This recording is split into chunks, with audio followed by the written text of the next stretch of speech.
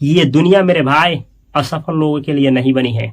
असफल अगर आप हैं तो आप अपने जिंदगी में जीते जागते सब कुछ मेरे भाई, सब कुछ आप खोते हुए देखेंगे। वो दोस्त जो आपको प्यार करते हैं वो भी आपसे दूर होते हुए दिखेंगे। वो जो आपसे मोहब्बत करती है वो भी आपके आंखों के सामने आपसे दूर होती हुई देखेगी।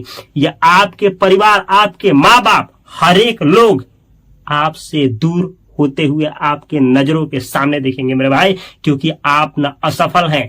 इस जिंदगी का सबसे बड़ा धब्बा यह नहीं है मेरे भाई कि कोई आपको बेइज्जत कर दिया, बेरहम कर दिया, कोई जलील कर दिया। इस जिंदगी का सबसे दर्दनाक और भयानक और घातक बात यह है मेरे भाई, क्या आप असफल हैं। और असफल लोगों के लिए ये दुनिया नहीं बनी है। यह है प्रकाश का प्रवर्तन का लेक्चर 5 और एग्जाम में पूछा जाता है कि अवतल दर्पण का 4 या 5 उपयोग लिखे 2 नंबर का। तो चलिए देखा जाए। जब भी आपसे पूछे कि अवतल दर्पण का कुछ उपयोग लिखे तो आप ऐसे लिखेंगे। पहला लिखेंगे टॉर्च में याद रखिएगा, जहां भी प्रकाश की किरणें गोट जाए, जैसे टॉर्च मारते हैं ना तो देखिएगा प्रकाश की किरणें यानी फोकस जो होता है गोट होकर के जाता है। तो जो बल्ब हो चाहे कुछ भी हो, अगर प्रकाश की किरणें गोट होकर के जाए ना तो समझिएगा कि उसमें अवतल दर्पण लगा है। जैसे टॉर्च आप बारेंगे, टॉर्च को ऐसे लेकर के बारेंगे तो क्या होगा, प्रकाश की किरणें गोट जाता है तो उसमें लगा रहता है आपका कौन सा दर्पण, अवतल दर्पण। सेम ऐसे ही सर्च लाइट जानते हैं, जैसे पहाड़ी वाले एरिया में जो जाता है लोग, इस पे माथे पे बांध करके या पानी में डूब करके जाता है लोग, कुछ सर्च करता है लोग, तो उसमें कौन सा लाइट लगा रहता है, आपका लगा रहता है अवतल दर्पण। तो ये है अवतल दर्पण। सेम ऐसे ही वाहनों के हेडलाइट, वाहन के गाड़ी जो होती है ना, गाड़ी का जो आगे का बत्ती होता है जो रात में क्या करता है, लाइट बरा जाता है, जिसे आप अग्रदीप कहते हैं। तो जब भी एग्जाम में पूछा जाए अग्रदीप में कौन सा दर्पण होता है या वाहनों के हेडलाइट में किसका उपयोग किया जाता है, तो याद रखिएगा मेरे दोस्त अवतल दर्पण का एग्जाम में आता है। ये वेरी वेरी इंपॉर्टेंट है। अगला देखिए, हजामती दर्पण या सेविंग दर्पण के रूप में किसका उपयोग किया जाता है, तो याद रखिएगा अवतल दर्पण का। ये भी बहुत बार एग्जाम में पूछा गया है, वीवीआई, वेरी वेरी इंपॉर्टेंट है। अगला देखिए, सौर भट्टी में मेरे भाई, सौर भट्टी में किस दर्पण का उपयोग होता है, अवतल दर्पण का। सौर सेल, अच्छा याद रखिएगा सौर वाला जितना आएगा ना तो अवतल दर्पण का उपयोग उसमें किया जाता है, क्योंकि प्रकाश की किरणों को मोड़ा जाता है इसके द्वारा। सौर भट्टी हो गया आपका, सौर सेल हो गया। ऐसे ही सोलर कुकर मेरे भाई, सोलर कुकर है ना, इसमें भी किसका उपयोग होता है, तो अवतल दर्पण का। सेम ऐसे ही अगर ना छोटा सा क्या है, छोटा सा इमेज है और उसको बड़ा करके देखना है तो वस्तु का बड़ा इमेज प्राप्त करने के लिए ना अवतल दर्पण का उपयोग किया जाता है। एक बार और सुनिए ध्यान से, अगर कोई वस्तु छोटा है और उसका इमेज हमको बड़ा चाहिए तो ये आपका अवतल दर्पण छोटा सा इमेज को बड़ा इमेज करने में मदद करता है। सेम ऐसे ही ये देखिए, डॉक्टर लोग जो होते हैं, जब डॉक्टरी में जाइएगा आपके दांत में क्या हो गया, खोड़ीला हो गया, छोटा सा हो गया है और उसको देखना है तो ग्लास ले जाएगा मुंह में, डॉक्टर ग्लास ले जाएगा और जाकर के ले जाकर क्या देखेगा ना तो वो अवतल दर्पण होता है, उस छोटा सा होल को ना बड़ा करके दिखाता है। ये कान में कुछ हो गया है तो यहाँ पे छोटा सा ग्लास ले जाएगा, छोटा सा, उसमें अवतल दर्पण होता है और उसमें क्या हुआ है, छोटा सा चीज को बड़ा करके दिखा देता है। तो मेरे भाई देखिए, डॉक्टरों द्वारा आपका आंख हो गया, आंख में कुछ पड़ जाए या फिर कान हो गया या फिर नाक हो गया या फिर गला हो गया, डॉक्टर लोग ना इन सभी के इलाज में अवतल दर्पण का उपयोग करते हैं। क्यों करते हैं मेरे भाई, कि छोटा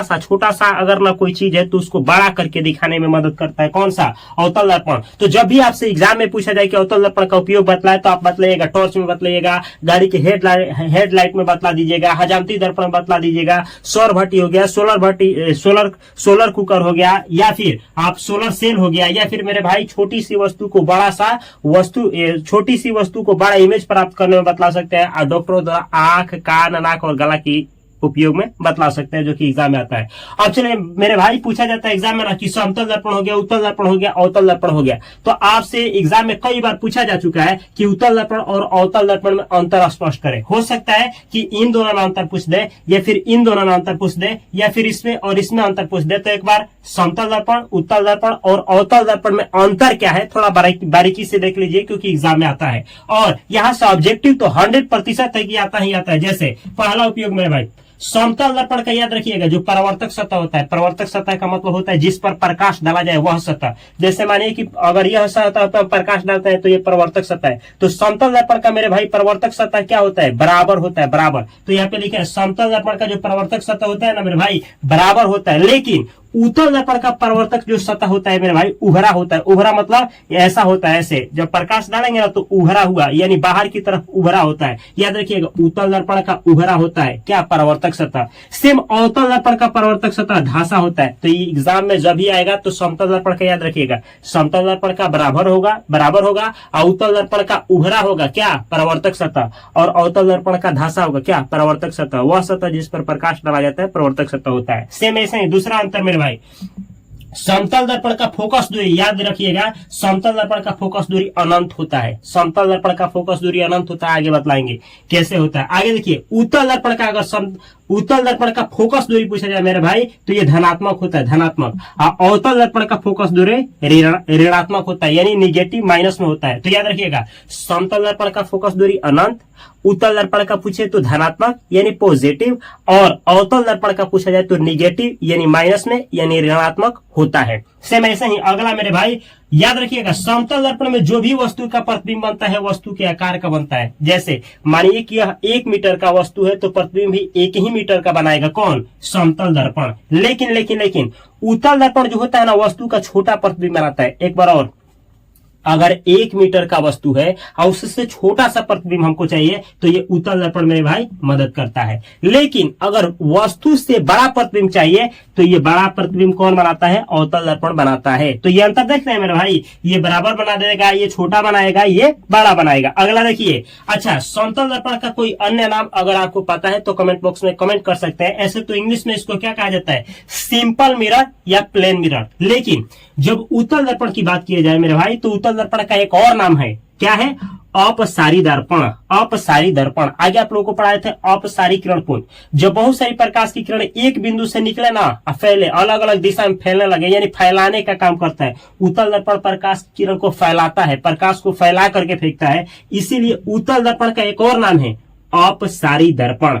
तो अपसारी दर्पण किसको कहा जाता है, उत्तल दर्पण को। तो आप लिख सकते हैं कि उत्तल दर्पण को अपसारी दर्पण भी कहा जाता है। सेम ऐसे ही अवतल दर्पण मेरे भाई, अवतल दर्पण का एक अलग नाम है अभिसारी दर्पण। क्यों कहा जाता है अभिसारी, क्योंकि अवतल दर्पण जो है ना मेरे भाई प्रकाश की किरणों को फोकस करके यानी एक जगह पे गोट करके फेंकता है। तो जब बहुत सारी प्रकाश की किरण क्या हो, गोट हो, एकत्रित होकर के यानी गोट लाइट अगर कहीं फेंक रहा है तो समझिएगा कि उसमें अवतल दर्पण लगा हुआ है। तो ये अंतर होता है। इसका अलग कोई नाम है तो आप बता सकते हैं, इसका अलग नाम है आपका अपसारी, अवतल का अलग नाम है मेरे भाई अभिसारी दर्पण।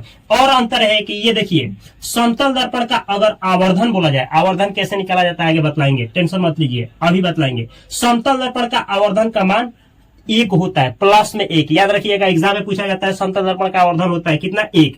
सेम ऐसे ही उत्तल दर्पण का आवर्धन का बात किया जाए मेरे भाई तो 1 से छोटा होता है। याद रखिएगा हमेशा 1 से छोटा होता है, किसका, उत्तल का। सेम ऐसे ही अवतल दर्पण का अगर आवर्धन का बात किया जाए मेरे भाई तो 1 भी होता है, 1 से छोटा भी होता है और 1 से बड़ा भी होता है। एक बार रिकॉल कर लीजिए, देखिए समतल दर्पण में परावर्तक सतह बराबर होगा, इसमें उभरा होगा, इसमें परावर्तक सतह ढांसा होगा। एक अंतर हो गया। दूसरा, इसका फोकस दूरी अनंत होता है मेरे भाई, इसका फोकस दूरी धनात्मक होता है, इसका फोकस दूरी ऋणात्मक होता है। सेम ऐसे ही ये देखिए समतल दर्पण वस्तु के आकार का प्रतिबिंब बनाएगा, ये वस्तु से छोटा प्रतिबिंब बनाएगा और ये वस्तु से बड़ा प्रतिबिंब बनाएगा।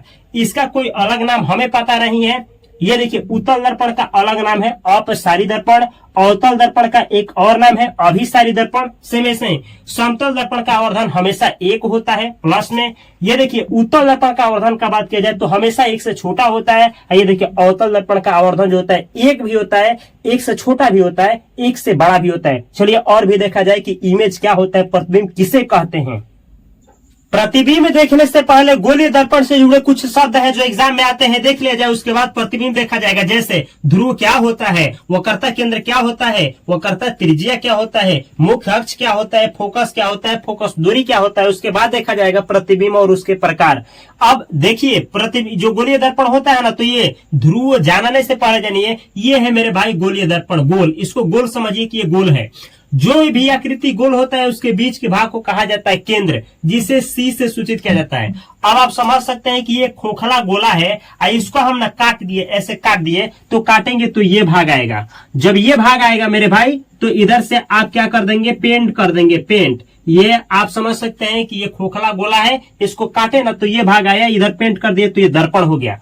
अब देखिए ये बीच के जो भाग है ना, इसको सेंटर केंद्र बोला जाता है। तो इसमें बीच का भाग यहाँ जो आएगा ना, तो इसको केंद्र नहीं बोलेंगे, इसको बोलेंगे वक्रता केंद्र। जैसे कि यहाँ का वक्रता केंद्र, ये है वक्रता केंद्र और ये है केंद्र। तो समझिए ये है खोखला गोला, और खोखला गोला से जो प्राप्त हुआ है दर्पण, तो ये है, ये देखिए ये था आपका केंद्र, और ये खोखला गोला से जो दर्पण बना है, तो केंद्र ये हो गया आपका केंद्र नहीं, ये वक्रता केंद्र हो गया। तो दोनों के अंतर देखिए, वक्रता केंद्र का कैसे डिफिनेशन देंगे, पहले इसको समझिए। गोलीय दर्पण जिस गोले का एक भाग है, ये जो गोलीय दर्पण है ना, गोलीय दर्पण समझिए, ये जो गोलीय दर्पण है जिसका ये इसका भाग है, उस गोले के केंद्र को, यानी इसके केंद्र को, इसको केंद्र को दर्पण का वक्रता केंद्र कहते हैं। इस दर्पण का वक्रता केंद्र कहते हैं। नहीं समझ में आया कोई बात नहीं, ऐसे समझिए। ये जो गोले दर्पण है ना, तो जिससे बना है, जिस खोखले गोले से बना है, तो उस खोखले गोले के केंद्र को, इस केंद्र को ही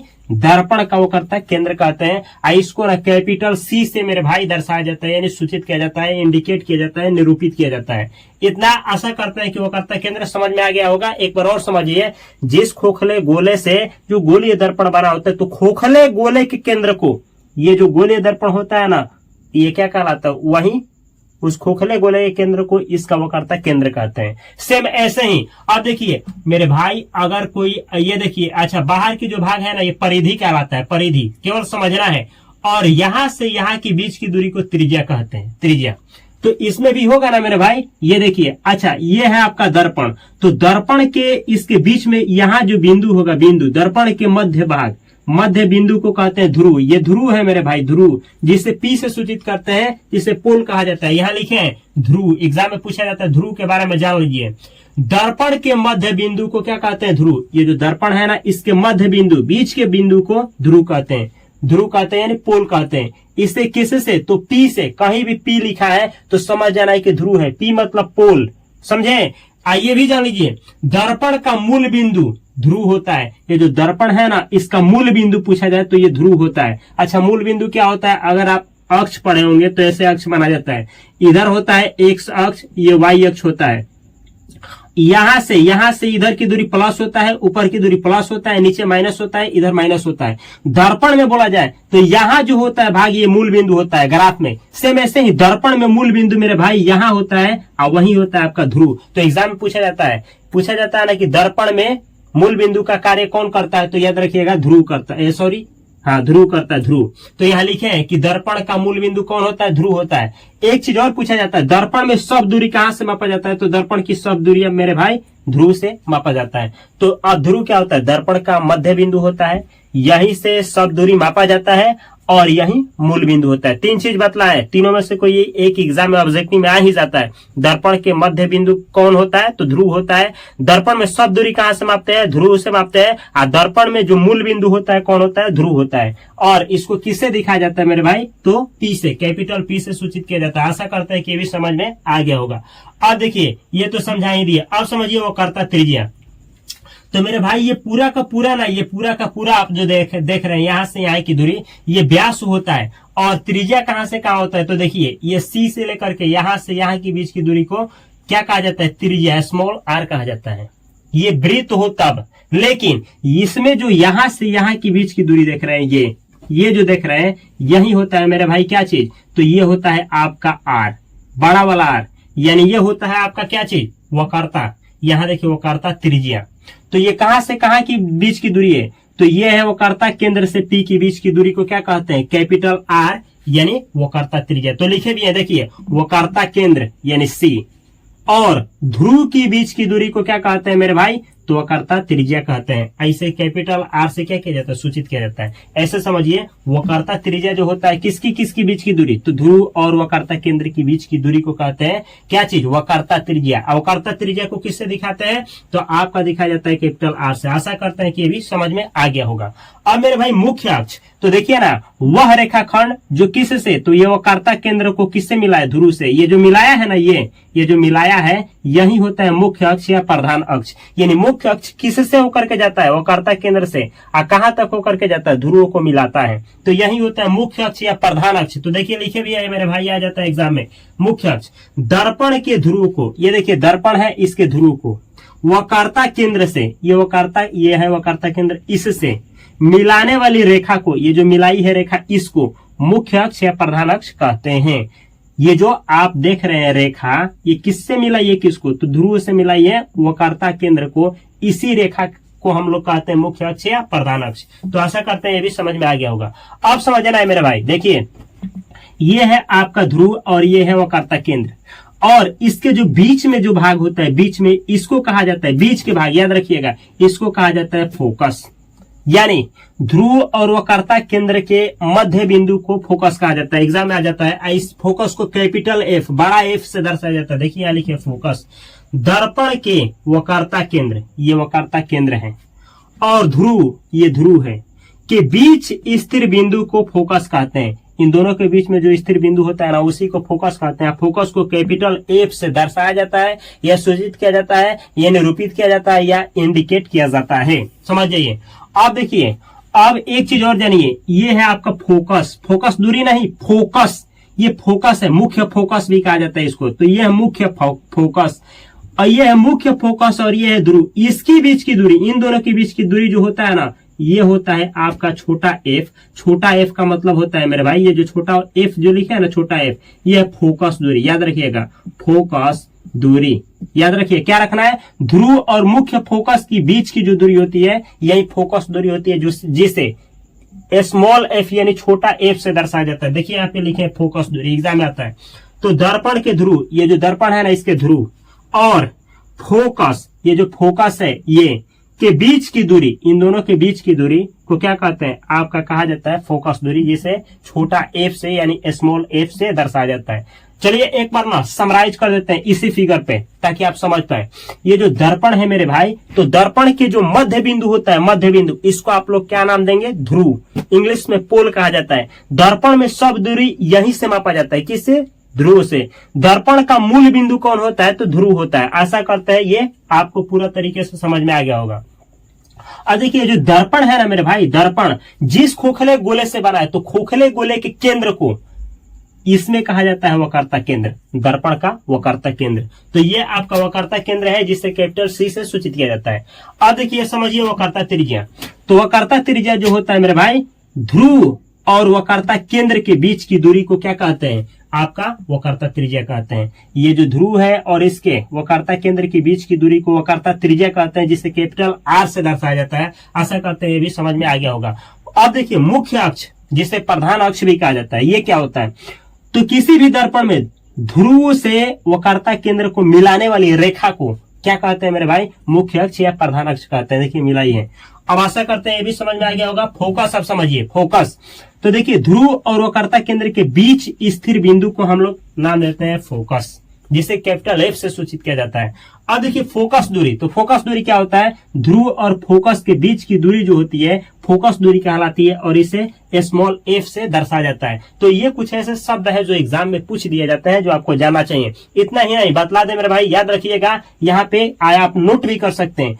चाहे कोई दर्पण हो, याद रखिएगा, चाहे कोई दर्पण हो, चाहे कोई लेंस हो, उसकी क्षमता को मेरे भाई डाई आफ्टर में मापा जाता है। डाई आफ्टर, यहां लिख देता है डाई आफ्टर, डाई आफ्टर, या डाई आफ्टर से ही मापा जाता है। कोई भी लेंस हो या कोई भी दर्पण हो, तो उसके ना क्षमता को डाई आफ्टर, जिसे कैपिटल डी कहा जाता है, इससे मापा जाता है। आप नोट कर सकते हैं, एग्जाम में पूछा भी जाता है। अब चलिए देखा जाए मेरे भाई कि क्या होता है प्रतिबिंब, कितने प्रकार का होता है प्रतिबिंब, और कैसे प्राप्त किया जाता है। तो चलिए मेरे भाई समझा जाए ना कि प्रतिबिंब क्या होता है, कितने प्रकार का होता है, वो भी एक्सपेरिमेंट के साथ आप लोगों के सामने दिखा रहे हैं। तो ध्यान से समझना है मेरे भाई, कि ताकि आप जीवन भर इसको रट्टा ना लगाए। देखिए ये है दर्पण, प्रतिबिंब बनेगा कहाँ, दर्पण पे। ये है दर्पण, और हम है वो वस्तु जिसका प्रतिबिंब इसमें बनाना है। तो सबसे पहले ये है प्रकाश का स्रोत। प्रकाश मतलब जहां से प्रकाश आएगा। हम क्या किए, प्रकाश को अपने ऊपर लिए। यहां कहीं से भी प्रकाश आया मेरे भाई, मेरे शरीर पे पड़ा, और मेरे शरीर पे पड़ने के बाद, इस पे पड़ने के बाद, यहां से टकरा करके इसका प्रकाश जो है इस पे गया। हो सकता है कि आप देख सकते हैं इसमें प्रतिबिंब मेरा बन रहा होगा, आप देख सकते हैं इस शीशा में, या फिर हो सकता है कि यहाँ पीछे लाइट लगा है तो लाइट का प्रतिबिंब आपको दिखाई दे, कुछ दिखाई दे रहा होगा, जो भी दिखाई दे रहा होगा समझना है। प्रकाश सबसे पहले प्रतिबिंब किसका बनता है? प्रकाश किसी वस्तु पे पड़ेगा और उस वस्तु से परावर्तन के बाद, कहां से मेरे भाई? वस्तु से परावर्तन होता है, ठीक है। परावर्तन के बाद ये प्रकाश कहाँ जाता है? दर्पण पे जाता है, दर्पण पे। दर्पण पे जाने के बाद जिस बिंदु पे ये प्रकाश का किरण है ना, वह हमसे टकरा करके जिस बिंदु पे इस पे मिलेगा, वही बिंदु मेरे भाई क्या कहलाएगा? वो बिंदु जो है ना, वही दर्पण कहलाएगा। और किसका कहलाएगा मेरे भाई? तो जिस वस्तु से प्रकाश टकरा करके, हमसे टकरा करके गया है, तो वो हमारा प्रतिबिंब होगा। या फिर जिस वस्तु से टकरा करके वहां पे प्रकाश उस दर्पण पे गया है, तो वो उसी वस्तु का प्रतिबिंब कहलाएगा। नहीं समझे तो देखिए यहाँ पे हम लिखे हैं, आप थोड़ा सा समझने का प्रयास करिएगा। सुनिए, किसी प्रकाश स्रोत से, प्रकाश अभी आपके सामने भेजे ना, वहां से आने वाली प्रकाश की किरणें, अभी प्रकाश की किरणें मेरे शरीर पे आई थी, वो परावर्तन, दर्पण होता है। अगर दर्पण लेंगे मेरे भाई तो परावर्तन होगा, या अपवर्तन, लेंस लेंगे तो अपवर्तन होगा। के बाद यह परावर्तन और अपवर्तन के बाद जिस बिंदु पर मिलती है, दर्पण था ना तो उसमें मिलेगी ना, जाकर के प्रकाश वहां मिलेगा, या मिलता हुआ प्रतीत होगा, उस दर्पण में मिलता हुआ प्रतीत होगा, तो उसी बिंदु को, जो बिंदु मिल रहा है या मिलता हुआ प्रतीत होता है, उसी को हम लोग क्या कहते हैं? तो वस्तु का प्रतिबिंब। यानी जिस वस्तु से प्रकाश आया था परिवर्तन के बाद और वहां मिल रहा था दर्पण पे, उसी वस्तु का ये प्रतिबिंब होता है। समझे मेरे भाई? तो ये प्रतिबिंब जो होता है ये दो प्रकार का होता है, दो प्रकार का प्रतिबिंब होता है। थोड़ा सा समझिए, प्रतिबिंब जो होता है, इसमें जो भी प्रतिबिंब बनेगा दो प्रकार का प्रतिबिंब बनता है। एक होता है प्रतिबिंब आपका वास्तविक प्रतिबिंब और दूसरा होता है काल्पनिक। इसी का अलग नाम है आभासी। काल्पनिक और आभासी एक ही नाम है मेरे भाई। तो काल्पनिक प्रतिबिंब कहा जाए चाहे आभासी प्रतिबिंब कहा जाए, आप समझेंगे कि ये दोनों एक ही हैं। तो प्रतिबिंब कितने प्रकार का होता है? दो। एक होता है वास्तविक और दूसरा होता है काल्पनिक। यहाँ परिभाषा देखिए ना, किसी प्रकाश स्रोत से आने वाली प्रकाश की किरणें, कहीं से प्रकाश का, कोई प्रकाश का स्रोत होगा जहां से प्रकाश का किरण आएगा, और किसी दर्पण से ही परावर्तन होगा मेरे भाई। अगर लेंस रहेगा तो अपवर्तन होगा। तो दर्पण हो चाहे लेंस हो, परावर्तन या अपवर्तन के बाद, पहले परावर्तन अपवर्तन होगा, उसके बाद जिस बिंदु पर मिलती है, देखिए अगर वास्तव में जिस बिंदु पर वास्तव में मिलेगा, प्रकाश का किरण आकर के वास्तव में मिलेगा, तो वहां जो ना प्रतिबिंब बनता है मेरे भाई, वो वास्तविक प्रतिबिंब होता है, वो आपका वास्तविक प्रतिबिंब होता है। जैसे देखिए सेम हम लिखे परिभाषा, किसी प्रकाश स्रोत से आने वाली प्रकाश की किरणें परिवर्तन या अपवर्तन के बाद, सेम परिभाषा यहाँ तक, बाद जिस बिंदु पर यहाँ मिलती है, तो लिखे वास्तव में मिलती है, तो उस बिंदु को, जो बिंदु है, इसमें जो बिंदु है वही क्या कहलाता है? वास्तविक प्रतिबिंब कहलाता है। तो ये जो बिंदु है ना, दर्पण में जो बिंदु आता है वही वास्तविक प्रतिबिंब हो जाता है। किसका?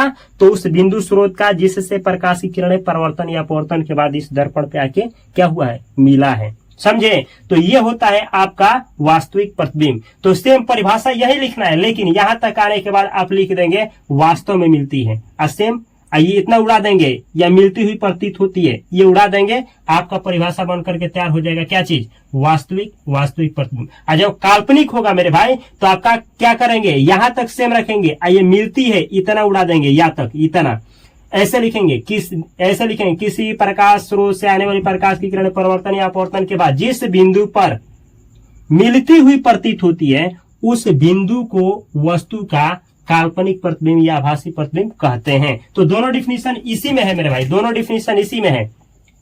अब याद क्या रखना है आपसे, हो सकता है कि समझ में नहीं आया हो, तो ऐसे लिखिएगा कि जब प्रकाश की किरणें जब प्रकाश की किरणें कहीं से आती है और किसी वस्तु से क्या होती है? टकराती है, तो परावर्तन या अपवर्तन के बाद दर्पण के जिस भाग पे क्या होती है? वो मिलती हुई प्रतीत होती है या मिलती है, तो उस बिंदु स्रोत को, उस जो मिल रहा है उसको, उस वस्तु का क्या कहते हैं? प्रतिबिंब कहते हैं। ऐसे आप समझ सकते हैं। अब प्रतिबिंब दो प्रकार का होता है, एक होता है वास्तविक प्रतिबिंब और एक होता है काल्पनिक प्रतिबिंब। अब पूछा जाता है मेरे भाई कि वास्तविक प्रतिबिंब का गुण क्या है, या पूछ दिया जाता है एग्जाम में कि वास्तविक प्रतिबिंब और काल्पनिक प्रतिबिंब में अंतर स्पष्ट करें। बहुत बार एग्जाम में पूछा जा चुका है, तो आप कैसे बताएंगे कि अंतर क्या होता है? सबसे पहले जान लीजिए कि वास्तविक प्रतिबिंब का ना गुण क्या होता है, ताकि आप अंतर आसानी से बतला पाए। तो देखिए वास्तविक प्रतिबिंब का गुण क्या होता है? वास्तविक प्रतिबिंब को पर्दे पर उतारा जा सकता है। देखिए वास्तविक प्रतिबिंब जो भी होगा मेरे भाई, तो उसको ना आप आसानी से पर्दे पे उतार लेंगे। यानी एग्जाम में पूछा जाएगा किस प्रतिबिंब को पर्दे पे उतारा जा सकता है, वास्तविक प्रतिबिंब को, या वास्तविक प्रतिबिंब को कहां उतारा जा सकता है, पर्दे पर। ऐसे ही सेम अगला देखिए, वास्तविक प्रतिबिंब हमेशा उल्टा बनता है, याद रखिएगा मेरे भाई, उल्टा उल्टा वास्तविक होता है, वास्तविक उल्टा उल्टा वास्तविक, याद रखना है। कौन सा प्रतिबिंब उल्टा बनता है, वास्तविक प्रतिबिंब। वास्तविक प्रतिबिंब बनता है, कैसा बनता है, उल्टा बनता है। एग्जाम में बहुत बहुत इंपॉर्टेंट है, याद रखना है ये। सेम ऐसे ही अगला, वास्तविक प्रतिबिंब किरणों के वास्तविक कटान से बनता है, यानी वास्तव में अभी बतलाया ना कि यहाँ देखिए वास्तव में क्या होती है, मिलती है, यानी किरण आएगी ऐसे, देखिए ये दर्पण हो गया आपका, यहाँ से ये मुख्य अक्ष हो गया, यहाँ आएगी और वास्तव में क्या होगी, देखिए इधर से किरण देख रहे हैं, इधर से आई और फिर इधर चली गई, तो यहाँ देखिए इधर से आई और फिर इधर चली गई, यहाँ असल में मिल रही है। तो प्रकाश की किरणें जो होती है वास्तव में मिलती है, यानी वास्तविक प्रतिबिंब किरणों के वास्तविक कटान से बनता है। तो ये तीनों पॉइंट याद रखना है कि वास्तविक प्रतिबिंब, ये जो वास्तविक प्रतिबिंब है इसको आप पर्दे पे उतार सकते हैं, ये किरणों के वास्तविक कटान से बनता है और ये हमेशा और हमेशा उल्टा बनता है। सेम ऐसे ही अगर आभासी प्रतिबिंब होगा तो इसका उल्टा, यानी आभासी प्रतिबिंब में क्या करेंगे, पर्दे पर उसको उतार नहीं पाएंगे, अब वो उल्टा नहीं सीधा बनेगा और वो जो होगा किरणों के काल्पनिक कटान से बनेगा। तो चलिए देख लिया जाए कि क्या होता है आपका क्या काल्पनिक या आभासी प्रतिबिंब और उसका गुण क्या होता है। तो देखिए काल्पनिक प्रतिबिंब क्या होता है। काल्पनिक प्रतिबिंब किसी प्रकाश स्रोत से आने वाली प्रकाश की किरणें परावर्तन, दर्पण होगा तो परावर्तन, या अपवर्तन के बाद, अपवर्तन लेंस में होता है तो अपवर्तन के बाद जिस बिंदु पर मिलती हुई प्रतीत होती है, देखिए मिलता नहीं असल में मिलती हुई प्रतीत होती है, तो उस बिंदु को वस्तु का क्या कहते हैं, काल्पनिक प्रतिबिंब यानी आभासी प्रतिबिंब कहते हैं। तो ये देखिए ये है आपका आभासी प्रतिबिंब। अब आभासी प्रतिबिंब का जो गुण होता है ये देख लीजिए, एग्जाम में आता है, इसे पर्दे पर नहीं उतारा जा सकता है। किसे, तो काल्पनिक प्रतिबिंब को। अच्छा याद रखिएगा, काल्पनिक हो आभासी दोनों एक ही है, तो इसे पर्दे पर नहीं उतारा जा सकता है। यह हमेशा सीधा बनता है। कौन, काल्पनिक प्रतिबिंब हमेशा और हमेशा सीधा ही बनता है। अगला है, यह किरणों के काल्पनिक कटान से बनता है। काल्पनिक से कौन बनता है, काल्पनिक प्रतिबिंब। तो तीन गुण बतलाया आपको, ये पर्दे पे नहीं उतरेगा, यह हमेशा सीधा बनेगा और यह काल्पनिक किरणों के कटान से प्राप्त होता है। ये भी जान लीजिए, कोई भी प्रतिबिंब हो, वास्तविक चाहे काल्पनिक, उसको बनाने के लिए कम से कम दो किरण क्या करेगी, एक दूसरे को कट करेगी, यानी कम से कम दो किरणों की आवश्यकता होती है क्या प्राप्त करने के लिए, प्रतिबिंब। और देखिए एग्जाम में पूछ दिया जाता है ना कि वास्तविक प्रतिबिंब और काल्पनिक यानी आभासी प्रतिबिंब में अंतर स्पष्ट करें, तो ध्यान से देखिएगा, दोनों में अंतर हम स्पष्ट किए हैं और इसको अभी अच्छा से समझना है। देखिए वास्तविक प्रतिबिंब यह किरणों के वास्तविक कटान से बनता है। वास्तविक प्रतिबिंब जो होगा किरण के वास्तविक कटान से बनेगा।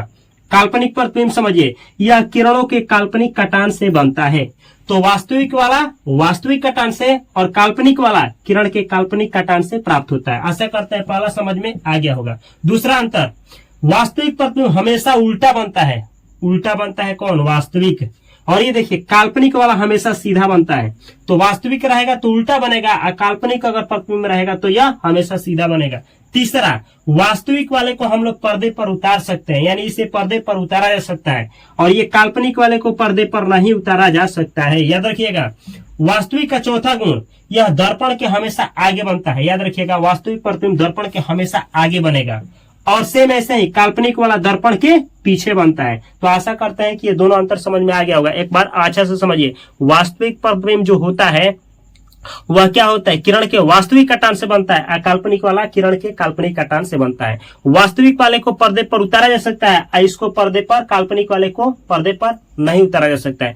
वास्तविक वाला जो होता है वो क्या होता है, उल्टा होता है, और काल्पनिक प्रतिबिंब क्या होता है, आपका सीधा बनता है। सेम ऐसे ही वास्तविक प्रतिबिंब दर्पण के आगे बनता है और काल्पनिक प्रतिबिंब दर्पण के पीछे बनता है। तो ये रहा लेक्चर आपका 5। अब हम लोग लेक्चर जो 6 आएगा उसमें आवर्धन और बहुत सारी चीजों का वर्णन करेंगे और तब जाकर के आपका ये प्रकाश का परिवर्तन जो चैप्टर है समाप्त हो जाएगा। तो विदा लेने से पहले मैं एक आपके दोस्त के रूप में, आप एक भाई के रूप में, एक दोस्त के रूप में कहेंगे मेरे भाई कि आप ना मेहनत करिए, बहुत ज्यादा मेहनत करिए, क्योंकि ये दुनिया मेरे भाई असफल लोगों के लिए नहीं बनी है। ये दुनिया असफल लोगों के लिए नहीं है, असफल अगर आप हैं तो आप अपने जिंदगी में जीते जागते सब कुछ मेरे भाई, सब कुछ आप खोते हुए देखेंगे। आप अपने आंखों के सामने सब कुछ अपना बर्बाद होते हुए देखेंगे। वो दोस्त जो आपको प्यार करते हैं वो भी आपसे दूर होते हुए दिखेंगे। वो जो आपसे मोहब्बत करती है वो भी आपके आंखों के सामने आपसे दूर होती हुई देखेगी। या आपके परिवार, आपके माँ बाप, हर एक लोग आपसे दूर होते हुए आपके नजरों के सामने दिखेंगे मेरे भाई, क्योंकि आप न असफल हैं। इस जिंदगी का सबसे बड़ा धब्बा यह नहीं है मेरे भाई कि कोई आपको बेइज्जत कर दिया, बेरहम कर दिया, कोई जलील कर दिया। इस जिंदगी का सबसे दर्दनाक और भयानक और घातक बात यह है मेरे भाई, क्या आप असफल हैं। और असफल लोगों के लिए ये दुनिया नहीं बनी है। इसलिए आप या तो बहुत ज्यादा पढ़ाई करिए, या फिर मेरे भाई कोई स्किल सीखिए, कोई हुनर सीखिए जिससे आप बेहतर पैसा कमा पाए। क्योंकि मेरे भाई सफलता का एक ही सूत्र है और वो है पैसा, पैसा। तो अगर मेरी बातों से आपकी भावनाओं को चोट लगा हो तो हाथ जोड़ करके माफी मांगते हैं। मिलते हैं अगली वीडियो में मेरे भाई, तब तक के लिए आप सभी को तहे दिल से नमस्कार। Thanks for watching this video. Video अच्छा लगा हो तो इस चैनल को सब्सक्राइब करके बेल आइकन की घंटी को दबा लेना और फेसबुक, इंस्टाग्राम पे फास्ट कोचिंग सेंटर को ज्वाइन करना न भूलना।